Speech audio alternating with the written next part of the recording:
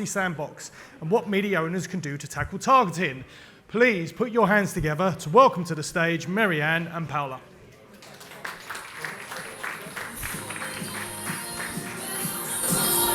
You want to sit in that seat? Be careful. I think we're going to put this one to the side. So Paola, what is the privacy sandbox? Well, the privacy sandbox is the initiative that Google is bringing forward, as many of you might know, to respond to the increasing concerns about privacy in the digital markets, about targeting and about cookies. So basically, we all know they have announced that Chrome, their browser, is not going to support third-party cookies. The date they have claimed is going to be June 2024. And in order to keep the industry going, allow some form of targeting and measurement, they're launching Privacy Sandbox. So that's the timeline they've come up with. But as you might know, the CMA, the Competition and Market Authority in the UK, has made strong declaration and has asked them to stop, has asked them to show exactly how that is bringing value to the whole market and is not creating an advantage for Google themselves. So actually everything is up. So things are on hold then? Are on hold. Yeah. And potentially, the timelines are not set yet. So we are in the moment where all the business, participating into the digital market can have a say in what they think the impact of Privacy Sandbox will be in the market. And I'm sorry, this is, I don't know if you hear the same noise, yeah. I'm not moving. So the authority has asked markets and players in the industry to respond and raise their voice and confirm that this initiative is okay for everyone. So I think, in the end, Google, not being an ONG, has created a solution that solves the privacy problem for consumers and in a way, keeps them working. It's now up to us to look into it and to let the authorities know if that's fine, or we might suffer from an advantage that Google is creating for themselves. I think the main areas of concern are around the targeting, because effectively Google, through the Topics API, is going to define the targets. The name of the interest that you can target, the categories, and you're not going to be able, or it's not going to be easy for any publisher or advertiser to create their own categories. So they're pretty much set. Their bids for real-time bidding are good. Can I just remove it and then maybe I raise my voice?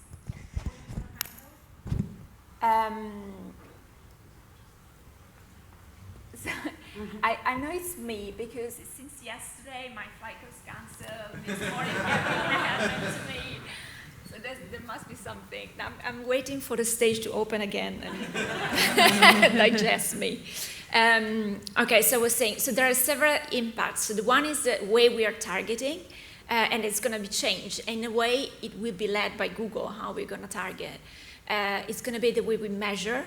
The impact of advertising attribution at the moment works only within the Google environment with the Privacy Sandbox. The bids in real-time bidding, the bid is going to happen within Chrome based on categories that Google, the browser is going to surface from time to time. So there's a lot of elements that are a bit delicate that the companies are looking into. And I know there are some, any player in Europe, not only the UK, can write and raise their voice and their concern to the CMA, and the CMA is actually looking into that. And there's also the European Commission, the DG Competition, is looking into that as well. Because, how long do you think this is going to delay the process for privacy sandbox being So rolled I out? think the June timeline for Google is very ambitious. I'm not sure that we'll be able to meet it, but then it's Google. They have endless power, and in engineering and developers. But the IAB Tech Lab has raised concern. There are several points that they have raised, and to which Google will have to reply in some shape or form. They've come back with some answers. But I'm also hearing from the markets, from developers that are testing these APIs, that a lot of things are still unknown and not clear. So I'm not sure that we'll be able to meet the deadline. But in a way, the path is there now. It's just a matter of how we're going to do it. And I think we have a responsibility as a business to play an active role and say, if that's working. So what is Mediaset doing at this point in time? And actually, Paola, maybe for the audience, it would be good for everybody to just know what your role is. What I do. Yeah. Yes, I'm the Chief Digital Officer of Media for Europe Advertising. Media for Europe is the holding company of Mediaset in Italy, in Spain, and then we own like 30% in ProSieben in Germany. And we have this strategy of building a European broadcaster. And so we are looking into that. We're very active. We're speaking with the authority in Italy, with the Commission, and with the CMA.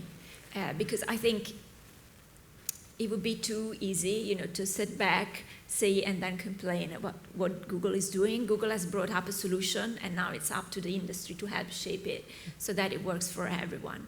And it is concerning for broadcasters as well, even though real-time bidding might not be that significant now in our revenue streams because it's more TV-like, so it's more reservation, it's more programmatic guaranteed. But still, if you think that Google, if they're taking advantage on that, they have YouTube. And who is the biggest competitor of broadcasters now, if not YouTube? And, in controlling the ad tech stack, the browsers, and having one of the major video platforms, it's a critical movement for us as well. So how does Mediaset prepare for this event, though, as well? So we have started preparing a few years ago, actually, because we are not very patient. I am not the first person, but the company isn't. So we couldn't wait to see what the market was doing. So 2 years ago, we moved everything on a first-party data infrastructure. We have clean rooms. We have prepared for clean rooms to be plugged in. And we are lucky in a way because we reach in Italy through the OTT platform and through our websites. We reach more than 80% of the online population. So we have a wealth of registration data, of surfing behavior. So we have a lot of first-party data we can work with, and we can work with advertisers on those. So in a way, that's how we're doing. But the reality is that we don't want to be a walled garden. We don't believe in walled gardens. And so we will have to adapt and be prepared to speak, with the open internet, with the market, with advertisers, and we're looking at a way of doing that. And then is in the write-up for this event here, they mentioned mass reach targeting. So are some of the things that you're doing right now, is that going to help you with mass reach targeting?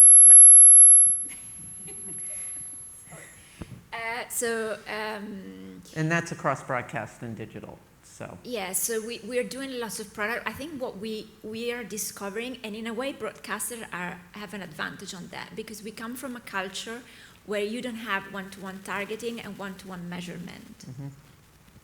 And so what we are doing is we are starting to prepare to build very rich, very powerful modeling for digital as well.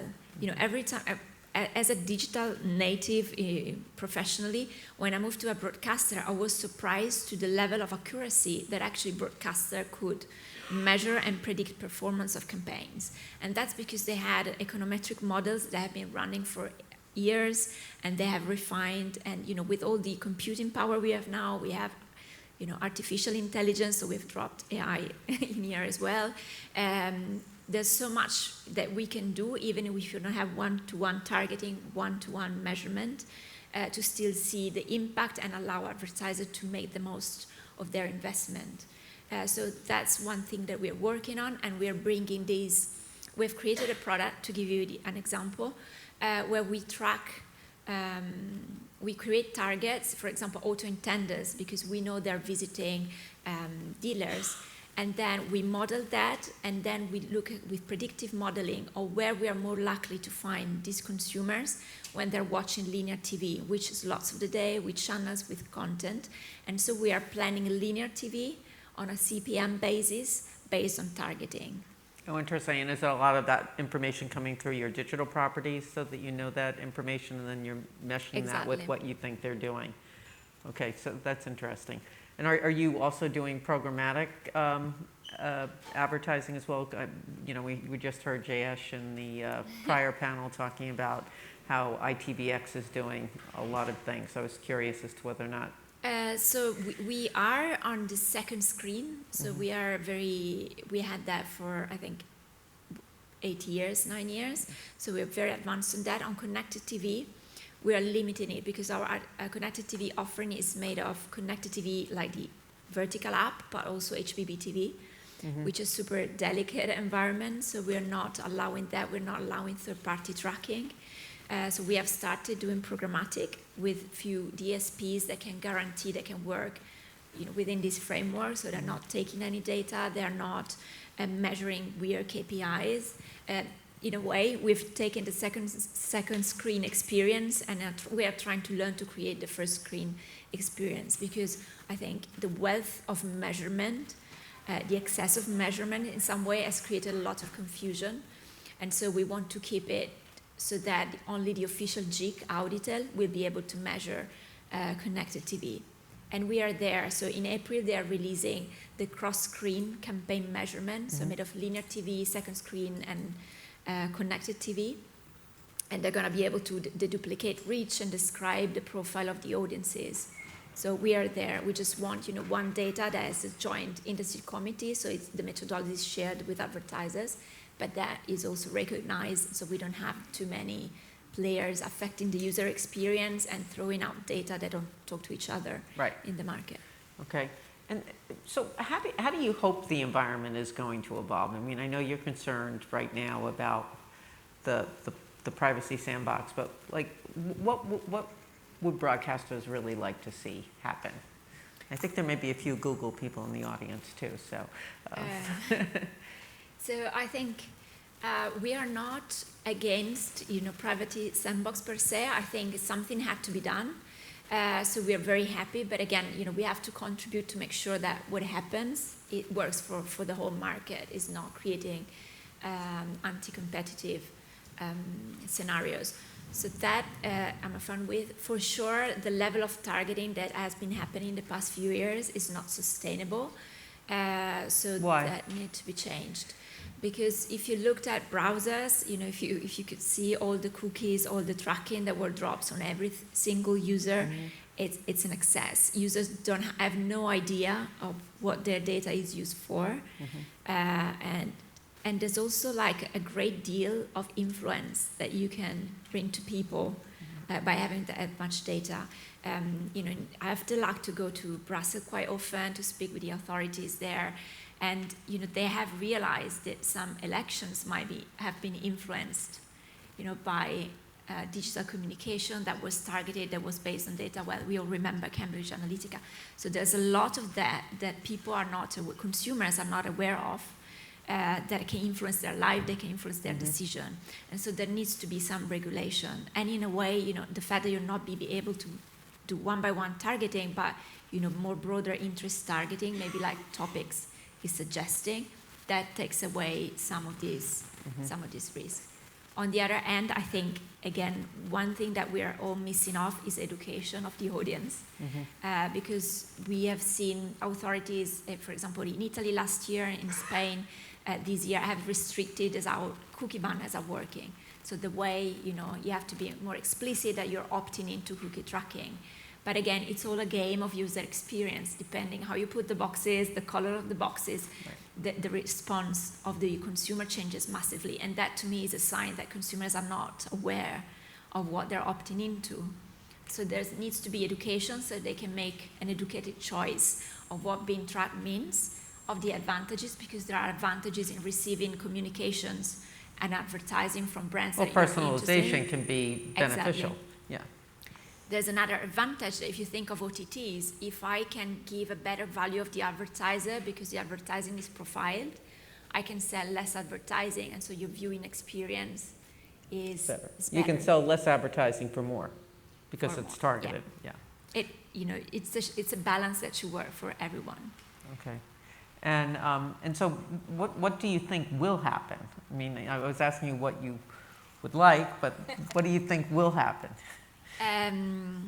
So I think the privacy sandbox, in some shape or form, maybe not it is now, but will go ahead. And I think that lots of businesses will have a big shake-up because I'm speaking to the industry in many occasions, and I think people are undervaluing what's going to happen. So the way we are targeting and thinking of digital advertising is going to change. Maybe not in year one, but in 2-3 years, it will be different. Context will be more relevant, and we've heard examples from Sky and ITV of how contextual is gonna become big again. Of course, more powerful, AI powered. But Is that going to require a lot of scanning so that you're able to? Yeah, so we are doing some, as there are some tests of AI reading through video content and taking out moments, behaviors, and interest. So there'll be a big shift, and I think not everyone is ready, and it takes time to get ready. Mm-hmm. From a technology standpoint, capabilities, know-how from people. Who's the least ready? Sorry? Who's the least ready? Don't. No, I think tech players are ready because they know they're impacted directly. Right. I might say some agencies have not quite the grasp of what's going to happen. And in a way, some of them think the industry is going to solve it. The publishers will solve it and other players will going to solve it, but I think it changes for them a lot in terms of measurement of media performance. And I'm not sure all advertisers are. Okay. So you talk about publishers getting ready and being prepared. Obviously, at the Mediaset organizations you are. Are you also collaborating with other broadcasters across Europe right now to better understand what they're doing to get ready for this? Yes, so we're talking a lot to the ACTA, so the Association of the Sales Houses of Commercial Broadcasters. So we have a lot of tables there. We speak to them. We speak in Italy with the Association of Other Broadcasters. And we are looking with interest at some of the initiative, like it's a bit like Planet V in the UK, or what's happening in Germany between RTL and ProSieben sharing part of their stack, which responds a bit to what we've heard from Essence earlier on. That agencies are looking at broadcasters to get together and create a simple way to tap into their inventory. Okay. Well, we have 30 seconds left. I was wondering if there are any questions from the audience. Okay. Well, what else do you think it needs to happen? We have 10 seconds left. 10 Anything? seconds. No? No, I would count on education. Education. Yeah, Okay. of consumers. Of the consumer. Okay. Well, somebody has to teach me how to deal with all the accepting things. It's a little overwhelming at times. Well, thank you, everybody. Have a great day.